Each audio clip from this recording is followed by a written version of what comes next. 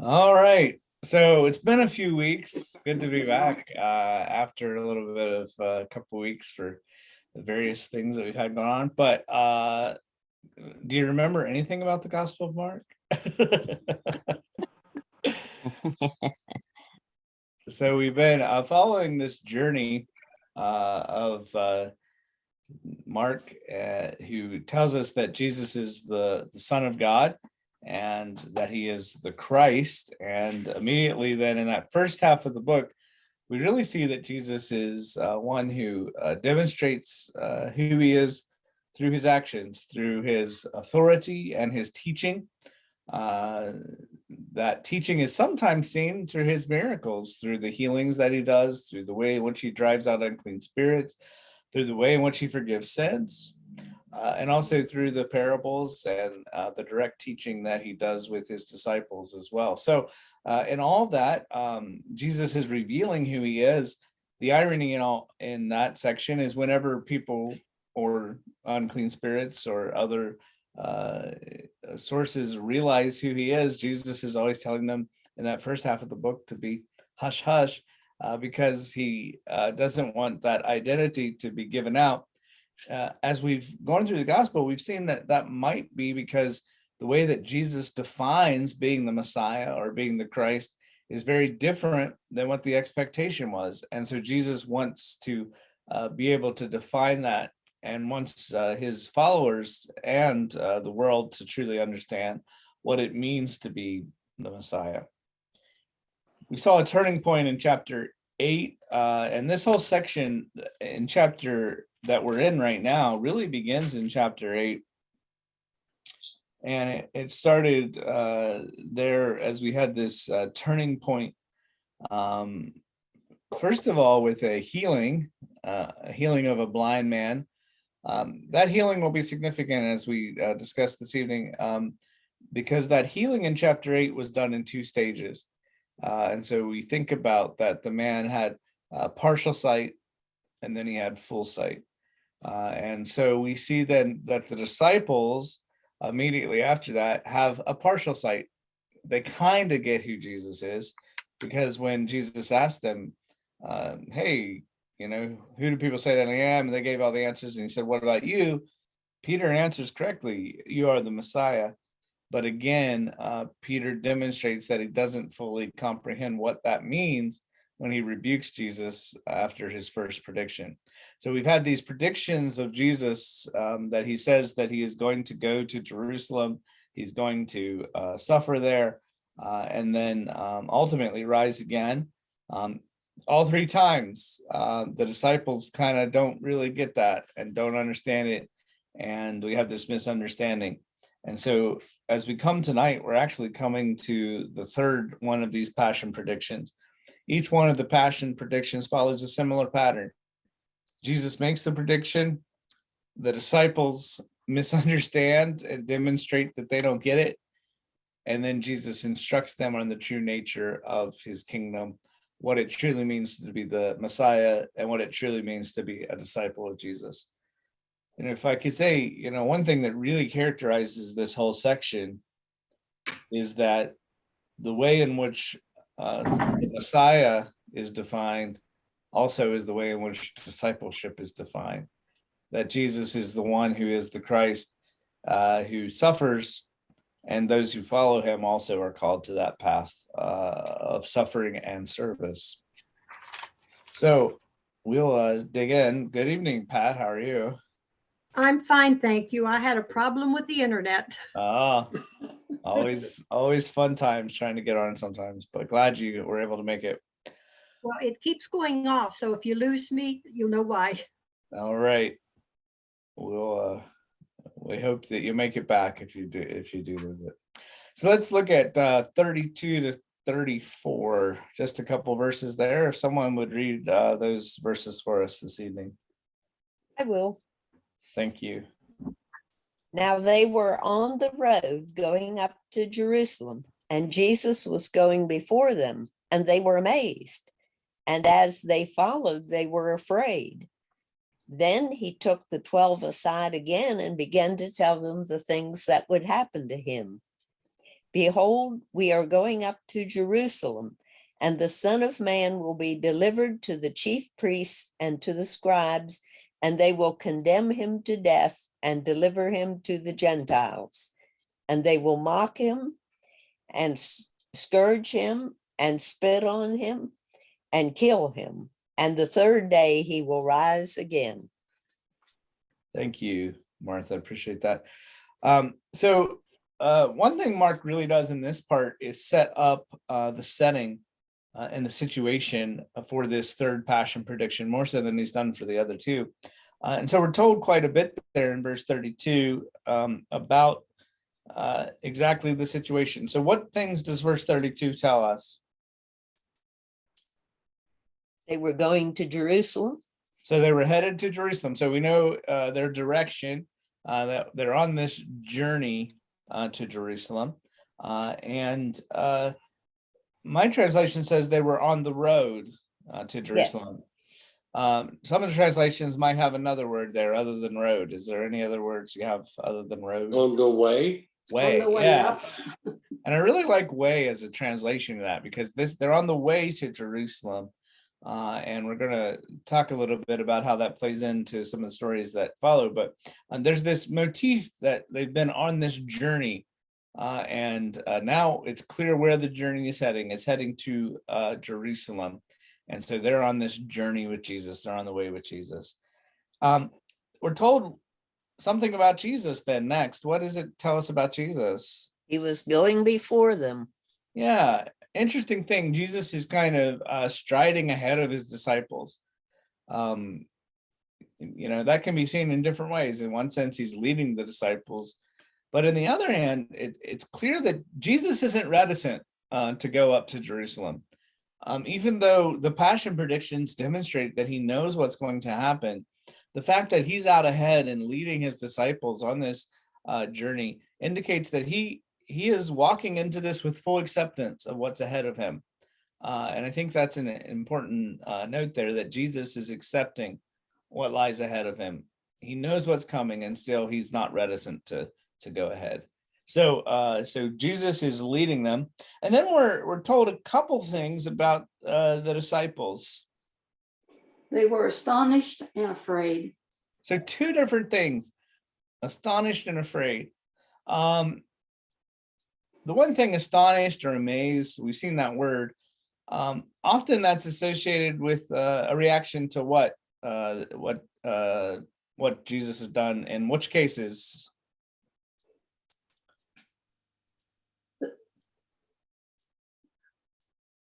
If I was astonished, I was thinking, I was told something I wasn't expected to hear. So something unexpected, yeah. And that's this astonishment that they're continually seeing things that aren't expected. And we've seen that especially the crowds have been astonished when Jesus heals people or drives out evil spirits. And in some cases, they were astonished with his teaching. So this has been kind of the reaction of the crowds, that they've been astonished, amazed. Now, astonished is different than, kind of like they understood. It's indicating kind of a wonder, right? And so that's what they're wondering about Jesus. So they're astonished. It's not necessarily something that is called to characterize disciples. It's something that characterizes the crowds usually. So that's the first thing. And then we see fear. Do you remember other places where we might have seen fear so far?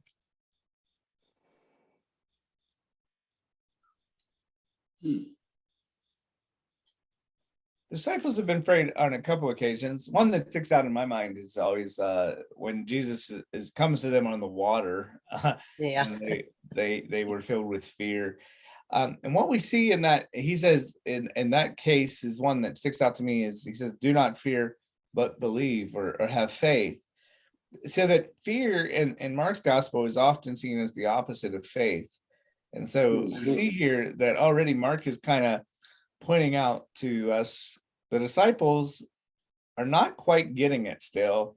They're still kind of like the crowds, and they're still not having the faith that we would expect them to have. But at the same time, I find great comfort in this because despite the fact that the disciples don't get it, they still are the one, they're still following Jesus. They're still behind him, and Jesus is still instructing them. He doesn't give up on them.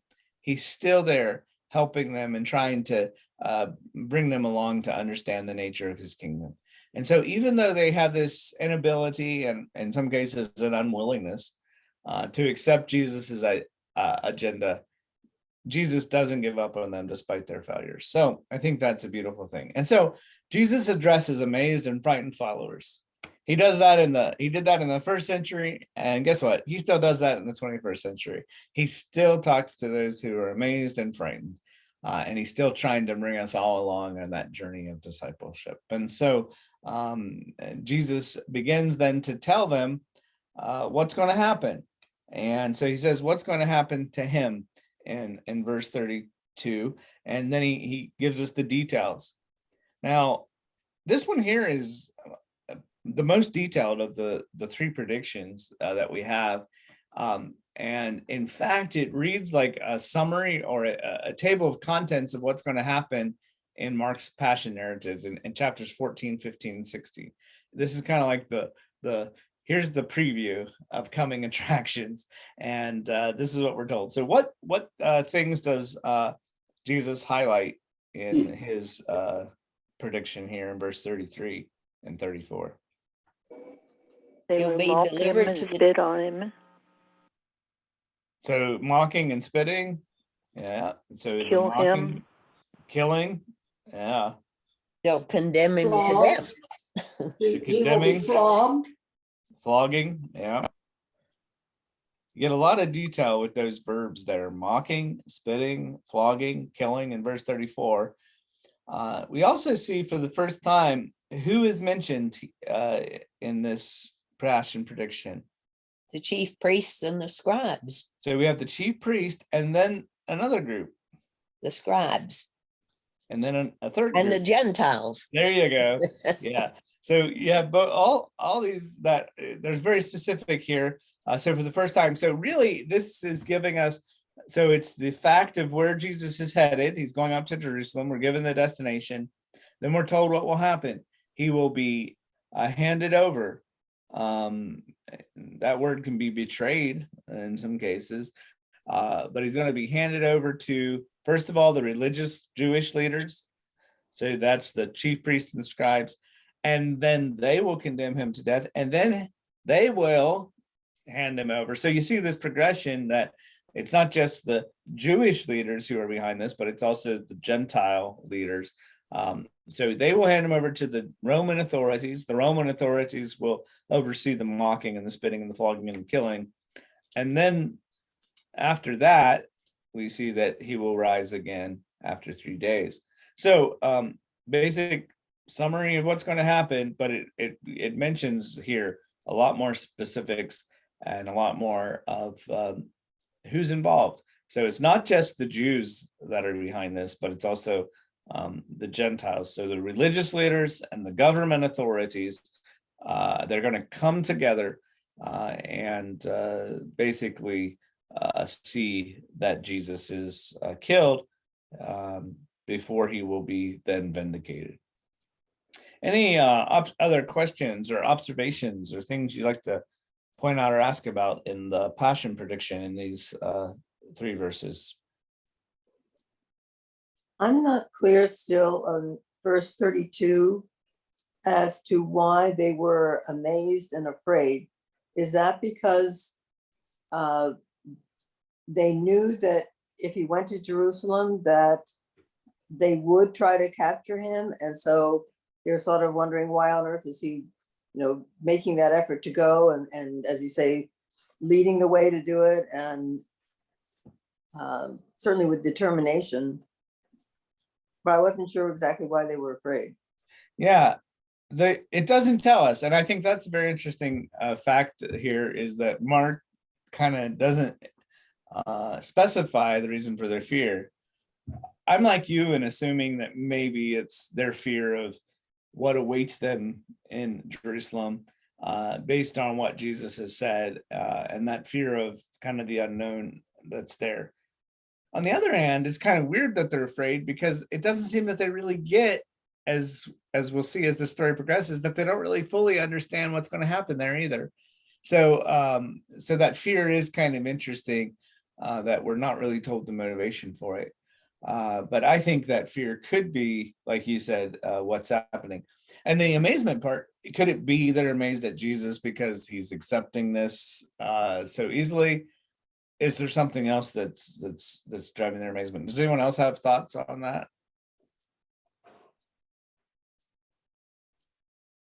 It could be that they were amazed as well at the teaching that he's just given them, that there's this amazement about the way in which he has talked about the nature of the kingdom and service and all the things, which I think had, I'm trying to think if that verb had not been used earlier in this section, but I feel like we saw that amazement at one other point when Jesus said something about the rich entering the kingdom of God, if I'm not mistaken, but I would have to find that.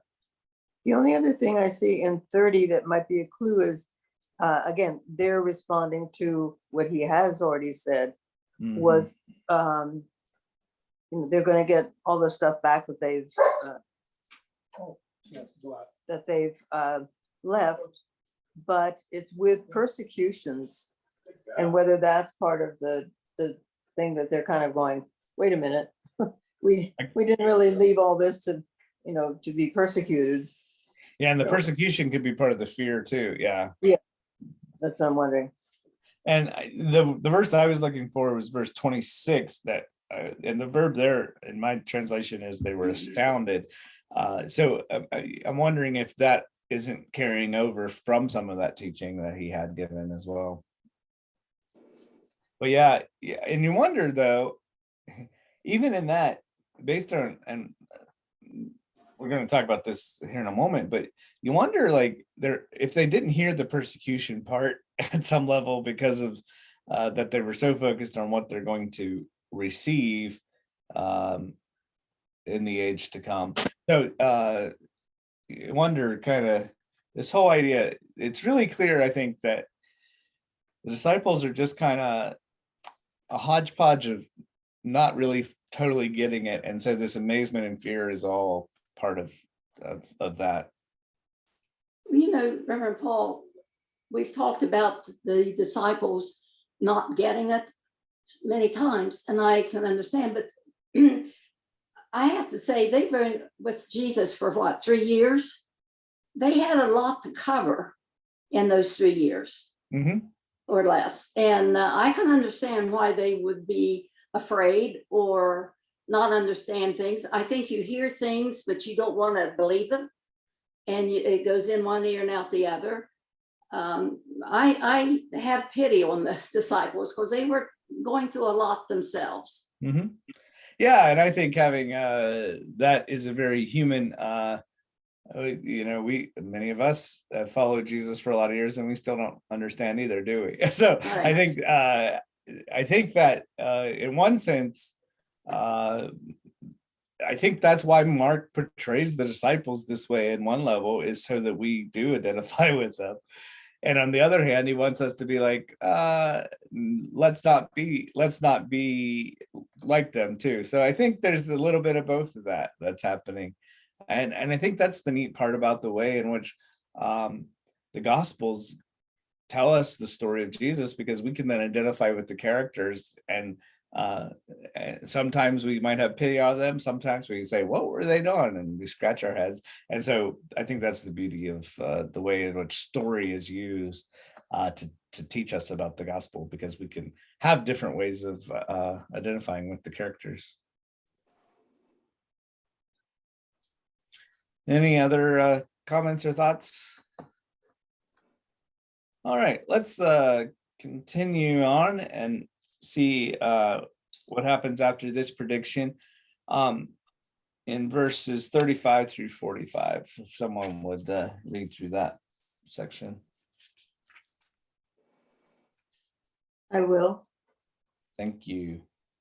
Then James and John, the sons of Zebedee, came to him saying, Teacher, We want you to do for us whatever we ask. And he said to them, what do you want me to do for you? They said to him, grant us that we may sit, one on your right hand and the other on your left in your glory. But Jesus said to them, you do not know what you ask. Can you drink the cup that I drink and be baptized with the baptism that I am baptized with? And they said to him, we can. And Jesus said to them, you will indeed drink the cup that I drink, and with the baptism I am baptized with, you will be baptized. But to sit on my right hand and on my left is not mine to give, but it is for those for whom it is prepared. And when the 10 heard it, they began to be greatly displeased with James and John. But Jesus called them to himself and said, you know that those who are considered rulers over the Gentiles lord it over them, and their great ones exercise authority over them. Yet it shall not be so among you, but whoever desires to become great among you shall be your servant. And whoever of you desires to be the first shall be a slave of all. For even the Son of Man did not come to be served, but to serve, and to give his life a ransom for many. Thanks, Susan. I appreciate that. So we just had the passion prediction. Now we see what happens next. So after the first passion prediction, do you remember what happened?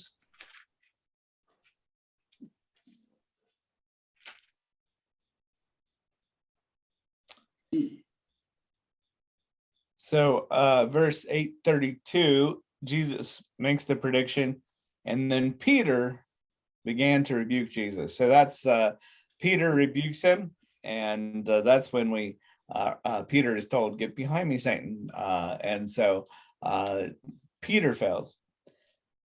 After the second passion prediction, do you remember what happens then?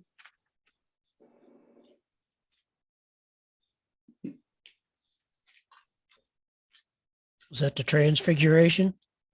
So the transfiguration happens in between the first and the second one. So that's in 9, the beginning of 9, we had the transfiguration. So all that's part of that teaching in between.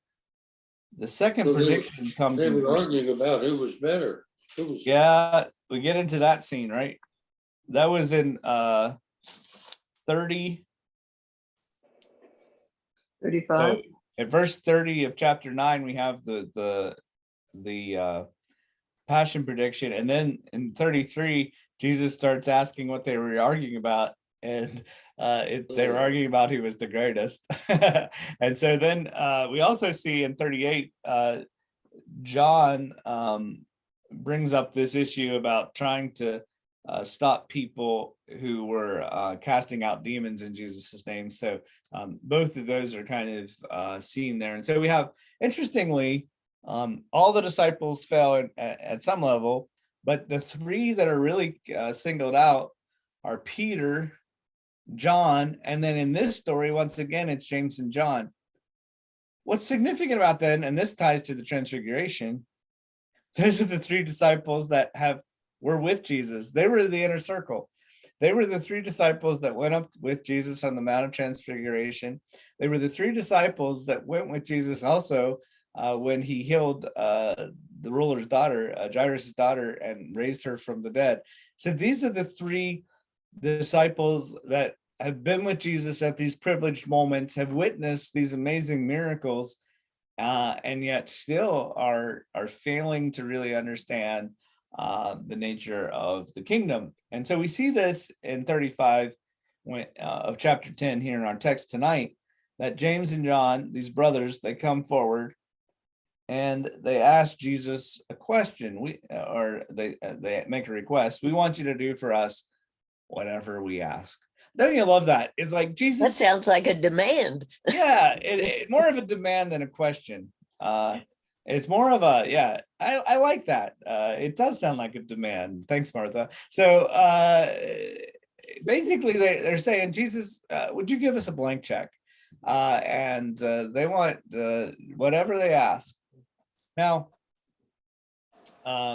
interestingly, the only other time this phrase, whatever we ask, or this kind of phrase is ask for whatever you wish idea was also used was in Herod's story.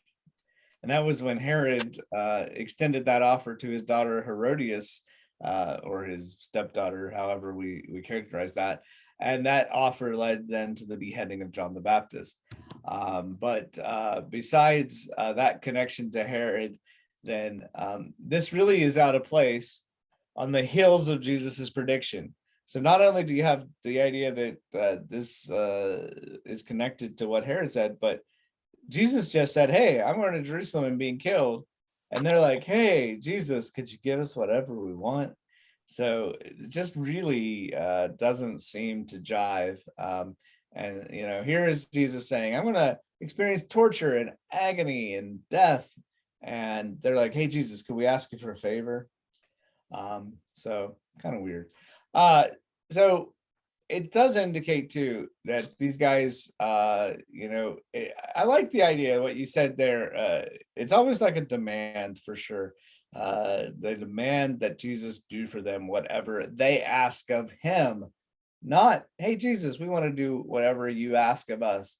It's Jesus, will you do whatever we ask of you? And so Jesus responds with a question. And the question is, well, what would you want? What do you want me to do for you? It's verse 36. So Jesus kind of gives them then the opportunity to think about and phrase what it is they want. And he's told what is it that they want? One to sit on the right hand and one on the left. That's right. Let one of us sit on the right hand and one on the left in your glory. So that basically they're wanting these positions of honor and privilege, the two most important places of authority that they would have when Jesus comes to establish his glory. It seems clear then that they think that Jesus is going up to Jerusalem to do just that. Jesus is going up to Jerusalem to establish his glory. They're still evidently thinking that Jesus is about driving out the Romans and bringing in the kingdom, and that they're going to be his cabinet leaders, right? So they're going to have the great positions of authority, the corner office, and be right next to Jesus. And they don't specify which brother would be which brother should sit on which side. They'll leave that part to Jesus, but they just want the places of honor. And poignantly, to give just a little bit of the story away, right, who is on Jesus's side when he comes into his glory? Thieves, one on each Yeah, side. thieves, two bandits, two thieves. It's they and Mark really makes this very clear. One was on the right and one was on the left. So they're the ones who have the real positions of glory, if you will, when Jesus comes into his glory, the glory of the cross, and that's in Mark 15. But they show no recognition or understanding of what Jesus has said will happen to him in Jerusalem. They're basically plotting for these powerful positions. And what is very comforting about this is even though they ask this, Jesus keeps on working with them. He doesn't give up on them. And he keeps instructing them about the nature of what it is he's been talking about. And so Jesus basically says to them, you don't know what you're asking. You don't understand what it means to have the position of being my right hand man and left hand man when I come into the kingdom. Are you able to drink the cup that I drink, or be baptized with the baptism that I'm baptized with? So he uses two images here. It's interesting, these two images are associated with suffering. In the prophets, the word cup and the image of an emptying cup was often used to speak of the suffering that must be endured.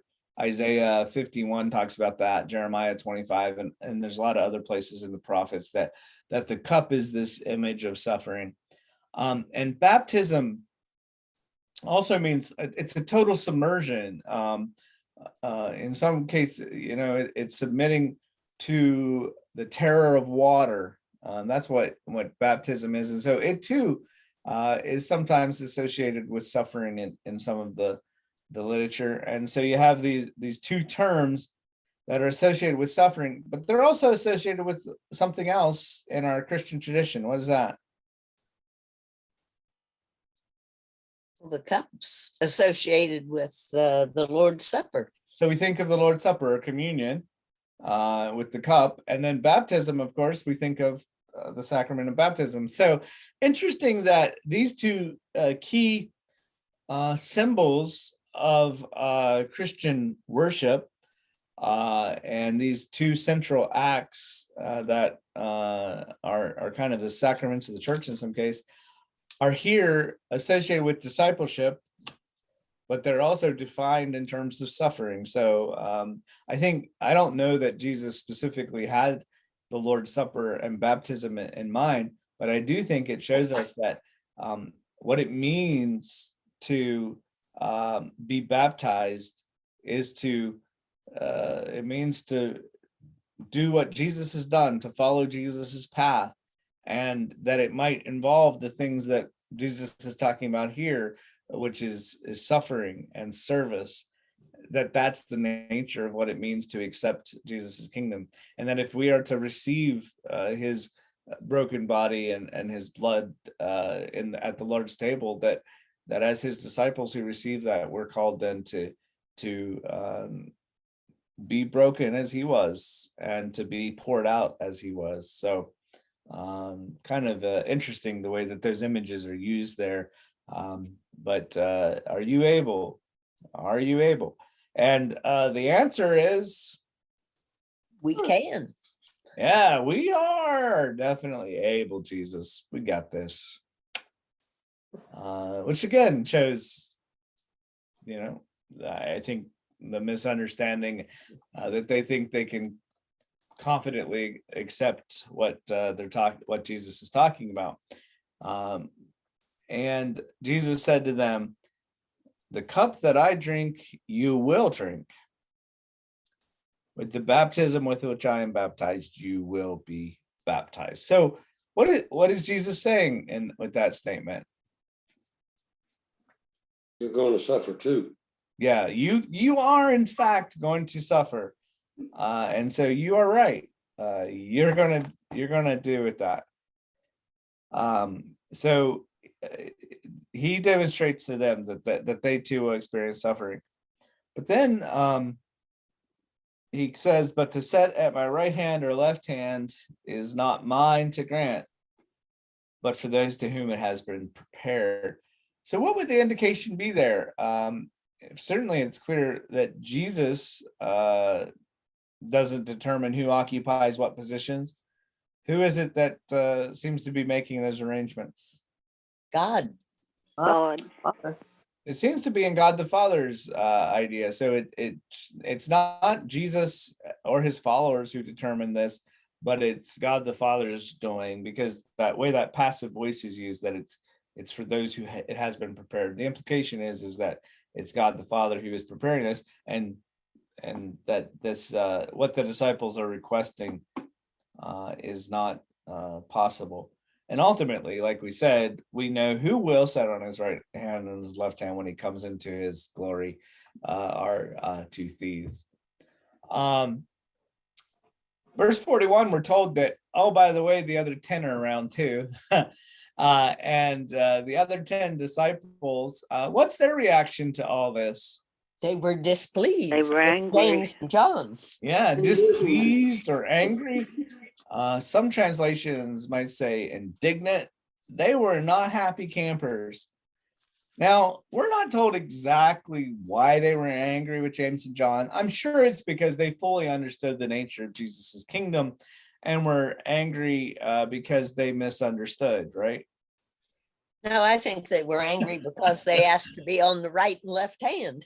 I think you're right. I think that they were angry not because that James and John misunderstood. I think they were angry because James and John beat them to asking for these positions. I think they were angry because they were first in line, and so they're angry at James and John that they might find themselves kind of in a lesser position because James and John, these sons of Zebedee, they made the preemptive strike and got to Jesus first. So that's kind of the idea I get as well. And that's, I think, clear as Jesus continues to teach them. And he calls them to himself. And then he starts talking. We were introduced to the Gentiles in this passion prediction. And now Jesus talks about the Gentiles and the way in which authority works within the Gentile world. And so what is it about rulers and these figures in the Gentile world that Jesus points out? The great ones are tyrants.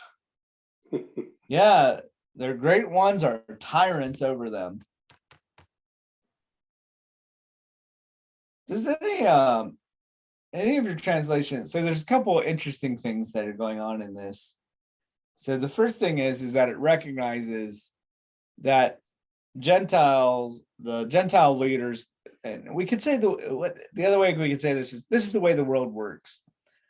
The way the world works is the leaders lord it over others. They exercise authority over their subjects. It's all about power and control. That's what Jesus is saying. That's the way the world works, power and control. There's a subtle thing that's also going on here. I don't know if any of our translations pick it up, but it says those whom they recognize as the rulers in my translations. Mine says those who are considered rulers. Considered, yeah. Mm. Another way you can put that is those who seem to be. And so you see that Jesus is making a little bit of a subtle irony there, that they only seem to be in control, but that's not the real definition of control. They think they have the power and authority, and those who think they're in these positions of power and authority, this is the way they exercise it. But Jesus then makes this big statement in verse 43, but it is not so among you. So there's this big contrast between here's the way the world works, but here's the way it works for those who follow me. This is the way those who follow me work. And so instead of lording it over, instead of being tyrants, what does authority, what does power look like in Jesus's kingdom? Whoever's great will be a servant. Servant. It's service. This is the thing that defines power. This is the one, real authority, real greatness is defined by being a servant. And this goes right along with what Jesus was teaching to his disciples after the other passion predictions, when he talks about the first shall be last, and he actually repeats that again in verse 44. So he had said that earlier when he was talking about the nature of his kingdom, and now once again he comes back and repeats that. So whoever wishes to be first must be slave of all. And then Jesus demonstrates with the final statement in verse 45 here, which I think is a very key passage, but this is what is clear, is that Jesus doesn't ask for suffering and service from his disciples as a distant lawgiver, but he's the one who leads the way, because that's the way he is. That's what he does. And so he closes this whole teaching about the nature of service and the nature of authority within his kingdom with words that provide the basis for all that he's asked for his disciples. That word "for." And the reason you do this is because the Son of Man, in other words, Jesus is talking about himself in the third person. The Son of Man came not to be served, but to serve. And so this is why Jesus came. And if that's why Jesus came, that's why you live this way as well, and to give his life as a ransom. That word ransom has to do with buying someone's freedom, redemption, that he is redeeming many in the way in which he dies. And so that is focusing both on then service as the nature of the kingdom and also the cross.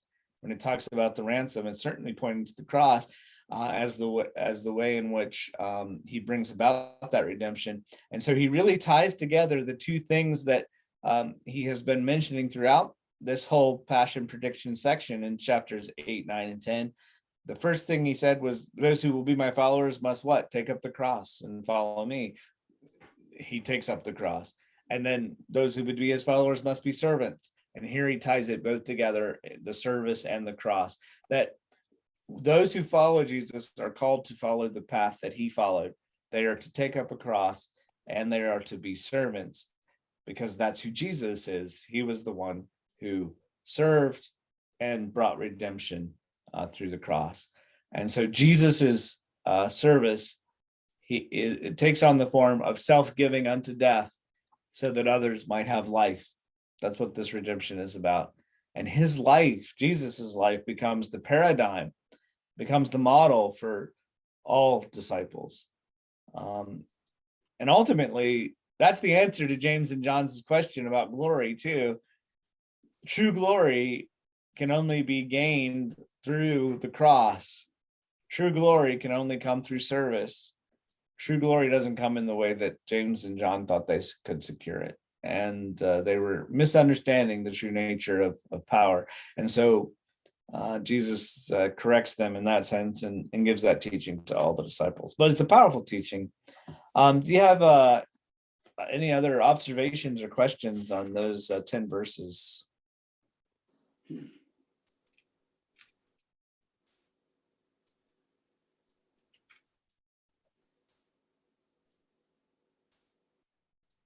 Certainly a powerful teaching that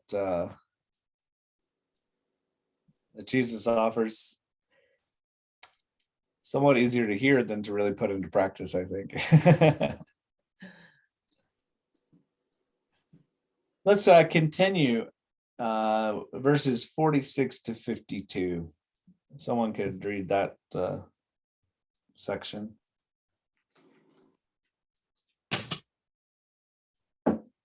I will. Thank you, Melissa. Jesus and his followers came into Jericho. As Jesus was leaving Jericho, together with his disciples and a sizable crowd, a blind beggar named Bartimaeus, Timaeus' son, was sitting beside the road. When he heard that Jesus of Nazareth was there, he began to shout, "Jesus, Son of David, show me mercy." Many scolded him, telling him to be quiet, but he shouted even louder, "Son of David, show me mercy." Jesus stopped and said, "Call him forward." They called the blind man. "Be encouraged. Get up. He's calling you." Throwing his coat to the side, he jumped up and came to Jesus. Jesus asked him, "What do you want me to do for you?" The blind man said, "Teacher, I want to see." Jesus said, "Go, your faith has healed you." At once he was able to see, and he began to follow Jesus on the way. Thanks, Melissa. Appreciate that. So the journey to Jerusalem is continuing, and verse 46, we come to what city? Jericho. To Jericho. You know, Jericho. Joshua fit the battle of Jericho city. So they're in Jericho, and they're actually basically getting ready to, or in the process of leaving the city. Jesus is there with his disciples and a large crowd. And this city was about 15 to 20 miles or so from Jerusalem. And so they're on the home stretch, the final stage of the journey, when we're introduced to this new character, the blind beggar. And his name is Bartimaeus. And what's funny is, so his name is Bartimaeus, and then it says son of Timaeus. Well, in Greek, it's Bartimaeus, Bartimaeus. It's that's what it means. Bartimaeus, the son of Timaeus. That's just saying what his name means, basically. But there's a little bit of irony there in his name. Because does anyone know what Timaeus means in Greek? Fear? Fear? No, but that's a good guess. Would come out with timid. Timaeus actually means honor. So think about the irony here, especially coming out of the story we just talked about glory and honor and where honor is found. Here's the son of honor, but he's not very honorable, is he? He doesn't have too much. In fact, Mark really specifies several things about him. First of all, he's blind, so he can't see. Secondly, he's a beggar, so he doesn't have anything. He has to rely on others for anything that he gets. The other thing is that he's by the roadside. He's sitting by the roadside. So first of all, he's stationary. He can't get up and follow because he's sitting. And then secondly, he's not on the way, he is by the way. Do you get that? He's by the roadside. Interesting introduction to Bartimaeus. So Bartimaeus, blind, beggar, certainly nobody of importance. He doesn't have anything really, not even the ability to see. And so as readers, we began thinking about, oh, well, Jesus has healed some other blind people. And we remember maybe that blind story that was told at the beginning of this whole section of the gospel when Jesus healed that person in 2 stages. So think about that as we're thinking about this, because this healing miracle actually closes out this whole section of passion predictions.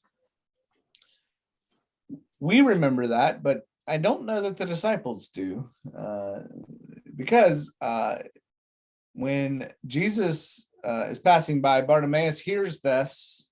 He hears that Jesus of Nazareth was passing by, and he begins to shout out. And basically, it's a little bit of a confession and also a request. So what is it so he hears that Jesus of Nazareth is coming, but what is it that he shouts out?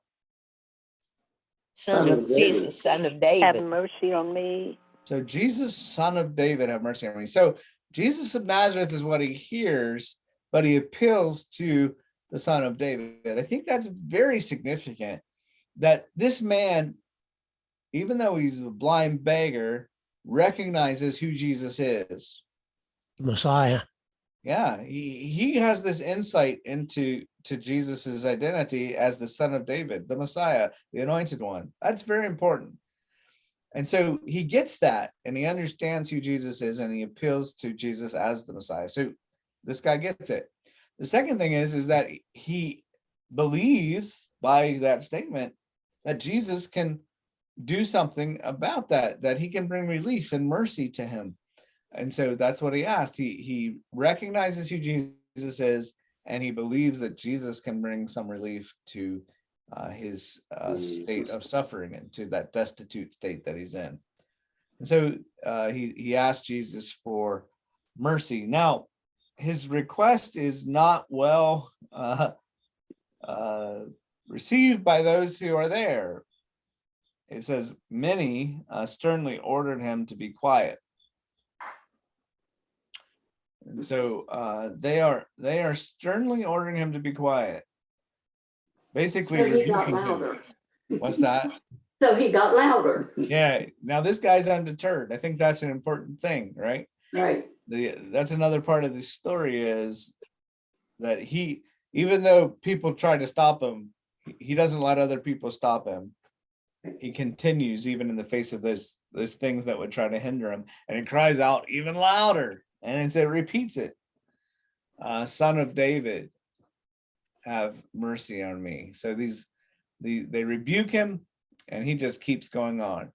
And even you get this idea, it's even greater enthusiasm. It says it was louder, so it's even more. And then all of a sudden, it says in 49, Jesus stopped. He stood still. So Jesus was on the move, but he stops. And he says to them, call him. You see how 3 times the word call is used? I think it's interesting. Jesus says, call him. They called him. And what they say is, take heart. He's calling you. So that is this emphasis on the fact that Jesus called the man. And so now it's funny too. The funny thing in this story too is how they kind of changed tune. Oh, be quiet, be quiet. Now, oh, hey, he's calling you. Come here. So you see how they kind of changed their tune real fast.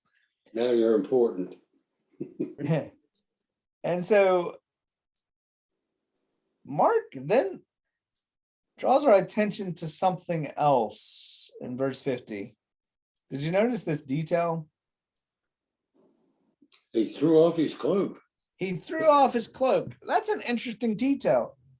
Mark could have just said he sprang up and came to Jesus. Why do you think Mark draws attention to his cloak and the fact that he threw it off? The cloak was very important. And if he was willing to do that, then he had faith that somehow Jesus was going to heal him and he'd be able to go back to it. Yeah, absolutely. The fact that this cloak is thrown off is clearly an indication that he's leaving it all behind to go and follow Jesus, because the cloak, it could have at least 2 meanings. There are multiple things, but first of all, is the cloak would have been possibly used to collect what he begged. So it was the way in which he would collect whatever people did leave him, was a possibility. The second thing is, it's the only thing he seems to have. It's his only last vestige of dignity, is this cloak that he has, and he throws it off. And I think that's amazing as you think about, here's the last thing the guy has, and he throws it off, and in this place that he would have collected anything that he would have received. And think about the response of the rich young man who couldn't bring himself to give up his riches to go and follow Jesus. But here's this guy who gives up everything. And so Jesus, he comes to Jesus, and Bartimaeus presents himself to Jesus with nothing. He comes to Jesus with nothing. And I think that's another image of how we're called to come to Jesus. So Jesus calls him. And he comes right away. He sprang up and came to Jesus. I think the other thing that is important there is that the immediacy of his response. Jesus calls, and he got up and he left behind his stuff and he went. Does that sound familiar? The They disciples. called the disciples. Yeah, this is the call of disciples, that just as Jesus called the disciples and they left their trade, their job, and their possessions and their families behind, but Bartimaeus, when he hears Jesus's call, also does that. There's this idea that Bartimaeus is a true disciple. He's responding in the way that disciples respond immediately to Jesus. So I think that's another thing that's beautiful in this story. And then there's an interesting thing. So he comes to Jesus, and Jesus asks him, "What do you want me to do for you?" Haven't we seen that question already in this chapter? Yeah, Yes. James and John. Yeah. Exact same question in verse 36. What do you want me to do for you? James and John were interested in honor and power. They were wanting those places of authority. What is it that Bartimaeus asks? He To be wants able his to sight. see. He wants to see. Again. Let me see. Let me see again. Wow, he asked for his sight. Wow. You think about that. Within the context of this whole section, where we've had these passion predictions, the disciples, they have not progressed. They basically have had partial sight. They Right. kind of get who Jesus is, but they don't have full sight. And here I think Bartimaeus is asking for that gift, which has so far eluded the disciples, that he wants to see. He wants to see totally. And the contrast between the guy who saw partially and then saw completely is here. He wants the whole thing. Let me see Jesus. I want to see you again. And Jesus responds and he says, go. First of all, go. And then secondly, your faith has made you well. So Bartimaeus's faith that was demonstrated in his recognition of who Jesus is, he recognized Jesus as the Messiah, recognizing the fact that nothing could hinder him from seeking Jesus, which was indicated by the fact that he cast off his last shred of dignity and his last ability to earn wealth by giving up his cloak, characterized by the fact that he immediately responded to Jesus. That faith is here recognized by Jesus as this commitment has made Bartimaeus well. He brought nothing to Jesus except his faith, and he comes to full sight. And that's what it says immediately. We haven't seen that word for a while, but we know that Mark really likes that word. Immediately, blind Bartimaeus, who's no longer blind, he now regains his sight. And so he's now free to go wherever he will. He's no longer limited to that place of begging. And there's a very beautiful word that occurs there at the end. He followed him. Where did he follow him? On the road. Road. On the road, on the way. Yeah. He started out beside the way. He was by the way. And at the end of the story, Bartimaeus is on the way. He's on the journey of discipleship. And so this whole section that began with a miracle story, a healing of a blind person, is now ended with the healing of a blind person. And this example of Bartimaeus, he becomes a follower of Jesus. And this whole section then highlights the three possible stages of sight, not just for physical sight, but for our spiritual sight. That there's blindness where we don't see at all. There's partial sight, which the disciples have at this point. They can see somewhat, but they don't understand the full picture. And then there's what Bartimaeus had, and that is full sight. So, and what it's demonstrating to us is that Jesus wants to take us from people who don't see at all to people who see fully. And that's the desire that he has for his disciples who only have partial sight at this time, is that they will see fully and they will fully follow Jesus on the way. And so I think there's hope here, though, that even when we only see partially and we have that partial sight, we can still follow Jesus just as these disciples did. And Jesus doesn't give up on us. He keeps teaching us, but he's trying to get us to that point where we have the faith like Bartimaeus had, that doesn't give up and that keeps going on no matter the hindrances, and fully follows Jesus on the way.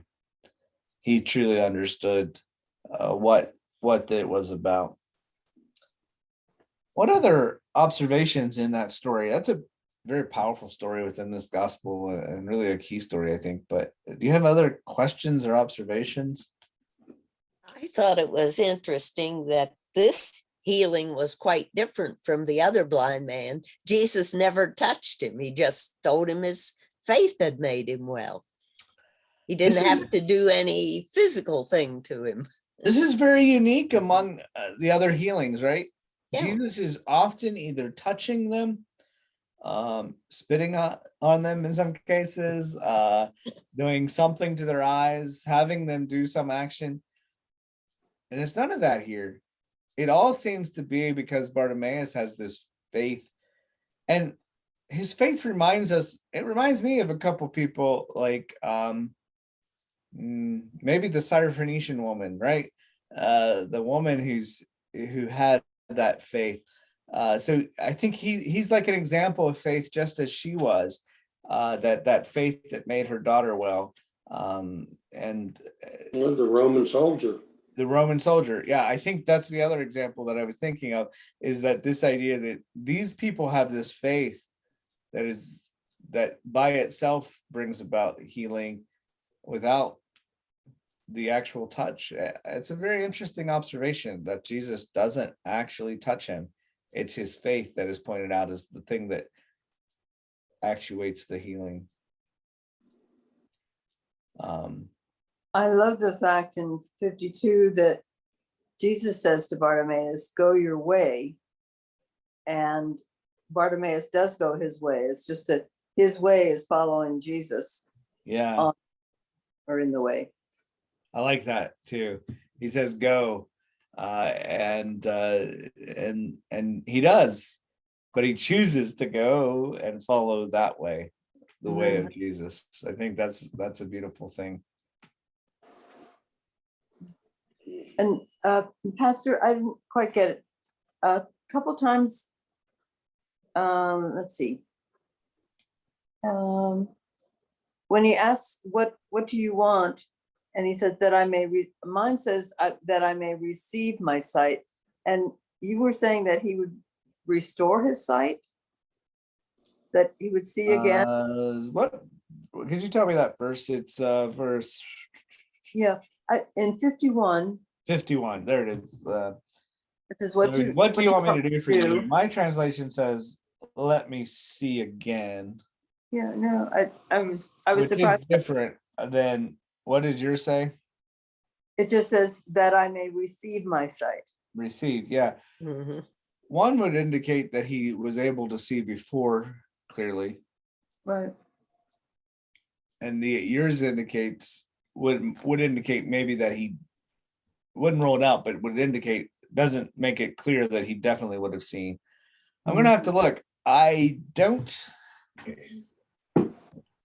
because the translation I was reading earlier did not have the word again in it, and so that does make me wonder if that is actually there or not.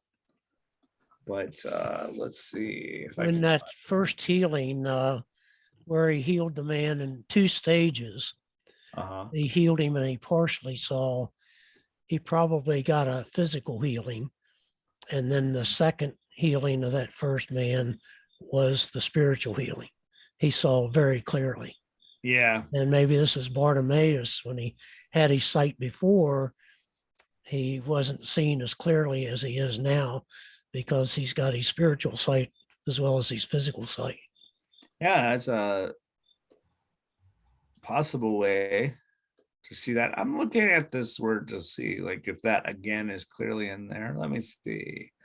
51, what do you say that I may? It's funny, that word again is not necessarily in there.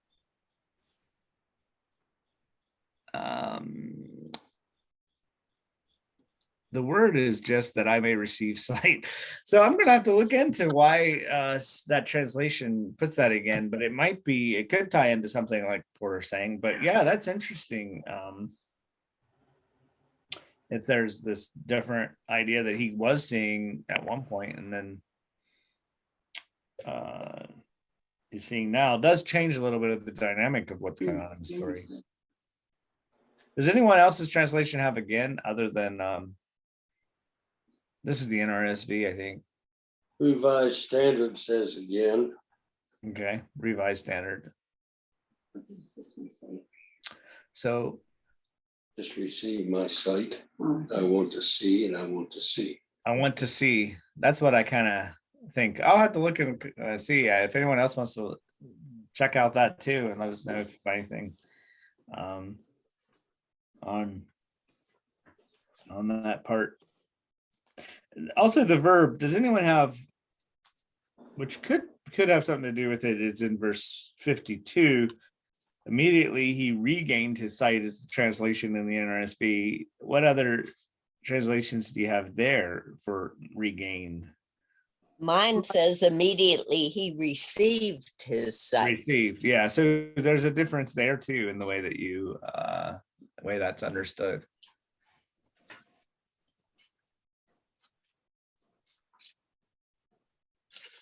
Yes, which actually is the exact same verb. It's just a different form.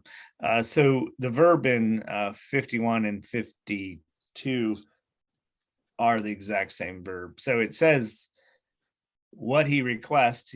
He says that I might receive my sight. And then it says immediately he receives sight. So interesting. Revised Standard says regained his sight. Yeah. The So King there- James says received his sight. Good old King James received. Yep. So yeah, I have to look into that, see anything else there. I hadn't thought about the differences until you brought up the question. So thanks for the Yeah, question. Martha, the King James goes on to say, and he followed Jesus in the way. Mhm. Yeah, the King James has a funny prepositions sometimes that they phrase it. You know, All right. Well, that's interesting.